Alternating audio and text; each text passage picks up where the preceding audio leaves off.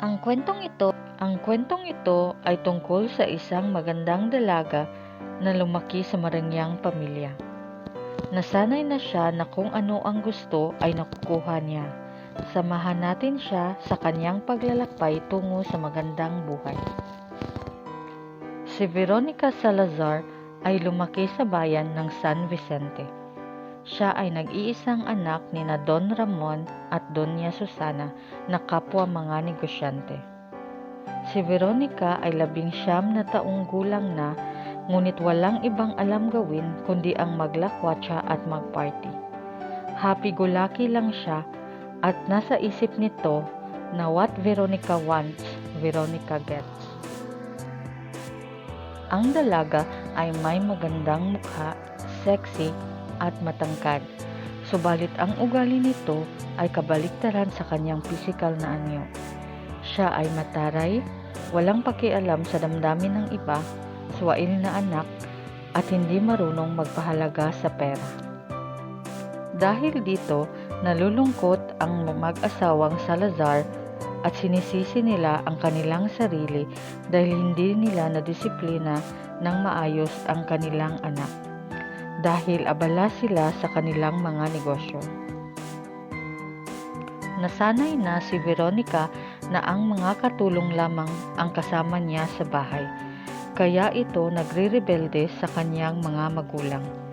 Hindi ito nag-aaral ng mabuti, nagka-cutting classes, at minsan ay nag-a-absent para gumala at gumimik.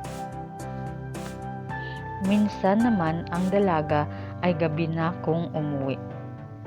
Araw-araw naman itong pinagsasabihan ni Doña Susana, ngunit hindi ito nakikinig at patuloy pa rin sa pagpapasaway. Isang araw, tinawagan sila ng guro ni Veronica at pinapunta sila sa paaralan.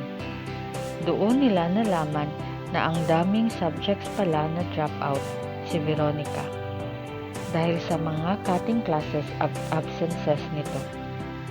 Hinintay ng mag-asawa na umuwi si Veronica para ito ay pagsabihan nila, ngunit nabigo sila dahil hindi umuwi ang dalaga. Umaga na nang nakauwi sa kanila si Veronica at amoy alak pa ito. Masakit man isipin, subalit kailangan tanggapin ng mag-asawang Salazar na ang kanilang unika iha ay nalulung na sa masamang bisyo. Dahil sa nangyari, humantong sa masakit na desisyon ang kanyang mga magulang. Labag man sa loob, ang pasya nila ay kailangan nila itong gawin para na rin sa kapakanan ng kanilang anak, para maibalik ito sa tamang landas. Napaiyak na lamang si Doña Susana sa kanilang gagawin. Kinabukasan, pagkagising ni Veronica ay laking gulat niya na makitang nakaimpake ang kanyang mga gamit. Nagdadabog at kunot-noo siyang pumunta sa kanyang mga magulang upang alamin kung bakit. Pinagalitan siya ng kanyang mga magulang at sinabi sa kanya na ipapadala siya sa probinsya at doon na mamalagi hanggang sa tumino siya. Napaiyak na lang si Veronica sa narinig at nagmamakaawa sa kanyang mga magulang na huwag ituloy ang kanilang plano. Kahit naaawa ang kanyang ina ay pinanindigan nila ang kanilang desisyon dahil para naman ito sa kapakanan ng kanilang anak. Dahil mahal na mahal nila ito, kaya kabutihan lang ang gusto nila kahit alam nila na mahihirapan si Veronica doon. Pagkatapos mag-almusal, ay umalis na sila patungong probinsya. Samantala, si Veronica ay patuloy pa rin sa pag-iyak at sinusumbatan ang mga magulang na hindi na siya mahal. Napaluha naman ang mag-asawa at ipinaliwanag kay Veronica na kaya nila ito gagawin para ito sa ikabubuti niya dahil mahal siya ng mga ito. Gabi na nang makarating sila sa baryo ng Maldik. Dito matatagpuan ang Hacienda Salazar. Sinalubong sila ng kanilang katiwala na sina Mang Lucio at Aling Lydia kasama ang kanilang 3 anak. Nag-usap ng masinsinan ang kanyang mga magulang at ang 2 matandang katiwala sa di kalayuan. Habang siya ay nakatingin lang at walang naririnig, kaya lalo siyang napakunot noo. Dito siya mamamalagi sa pamilya Natividad, at kung ano ang trabaho ng mga ito ay yun din ang gagawin niya. Kung ano ang kakainin ng mag-anak, yun din ang kakainin niya. Walang special treatment. Pagtatrabahuan niya kung gusto niyang magkaroon ng pera.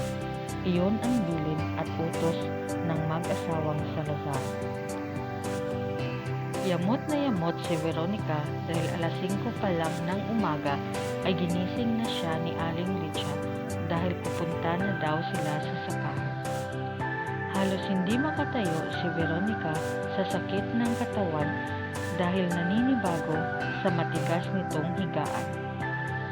Sabay-sabay sila na nag-almusal at ayaw niyang kumain ng itlog at daing.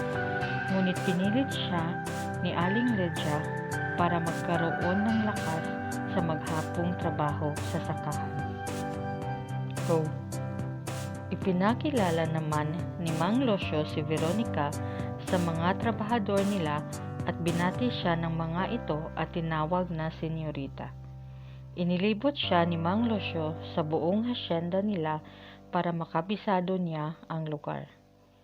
Nagtatanghalian sila nang may dumating na isang lalaki at nagmano sa mag-asawang Natividad. Tinitigan lang ito ni Veronica at hindi niya akalain na may gwapong lalaki pala sa lugar na ito. Siya pala si Tony, Anthony ang buong pangalan, pamangkin ni Mang Lucio at tumutulong sa pamamahala sa hasyenda. Si Tony ang inatasan ni Mang Lucio na magturo sa kanya sa pamamahala sa hasyenda, habang si Aling Lydia naman ang magtuturo sa kanya sa mga gawaing bahay. Naisip ni Veronica bakit niya kailangang pagdaanan ang lahat ng ito kung tutuusin naman ay ang yaman nila at nag-iisa siyang tagapagmana ng mga Salazar. Pero wala siyang magagawa dahil utos ito ng kanyang mga magulang at wala na siyang credit card at naka-freeze ang bank account niya. Ilang araw pa lang siya sa probinsya ay parang 10 taon na sa kanya. Namimiss na niya ang buhay prinsesa sa syudad. Naputol ang kanyang imahinasyon nang tinawag na siya ni Tony para mag-umpisa na sa kanilang trabaho. Hindi nakikinig si Veronica kay Tony na ikinaiinis ng binata pero pinagpapasensyahan na lamang niya ito. Pabalang itong sumagot.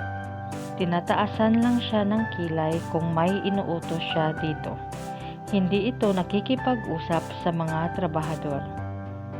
Araw-araw yun ang routine nilang dalawa. Trabaho, bangayan at awayan. Isang araw, naisip ni Tony na dalhin si Veronica sa bahay ng kanilang mga trabahador.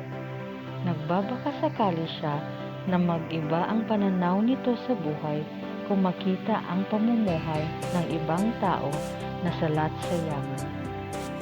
Nakita niya kung gaano magsikap ang mga tao para makabili lang ng bigas at ulam para sa pamilya. Kahit paano ay naantig ang puso ni Veronica at naisip niya na ang swerte niya sa kanya na ang lahat, samantalang ang iba ay nagtitiis sa kahirapan.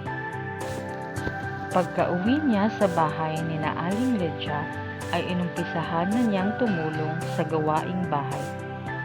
Kaya napangiti ang mag-anak dahil sa halos 3 linggo niyang pamamalagi dito ay ngayon lang ito tumulong. Agad naman itong palihim na ibinalita ni Mang Lucio kina Don Ramon at Doña Susana na ikinatuwa ng dalawa. Dumaan ang mga araw, hindi niya namalayan na 2 buwan na siya doon. At sa panahong iyon, naranasan niya ang pagod, pananakit ng katawan, nabilad sa init, masugatan ang kamay sa paglalabada, natalsikan ng mantika habang nagluluto, at namumuhay ng simple doon.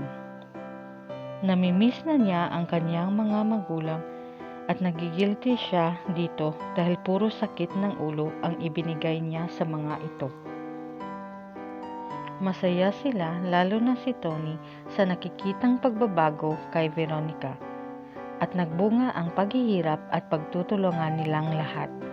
Sabado ng hapon nang sinurpresa ng mag-asawang Salazar ang kanilang unika iha. Hindi makapaniwala si Veronica at agad niyang niyakap ang mga magulang at humingi ng tawad sa kanyang mga kasalanan at nagpasalamat sa lahat ng kabutihan na ibinigay sa kanya. Nagpasalamat naman ang pamilya Salazar sa lahat ng mga taong tumulong at nag-alaga kay Veronica. Nagpaalam na din si Veronica sa kanilang lahat at nangakong babalik siya. Samantala, nag-iwan ito ng mahigpit na yakap kay Tony at isang halik sa pisngi at nagsabi siya na hanggang sa muli nilang pagkikita. Dito nagtatapos ang ating kwento. Sana ay nagustuhan nyo at may napulot kayong aral dito. Abangan nyo lang ang part 2 nito sa susunod na mga araw. Hanggang sa muli, maraming salamat!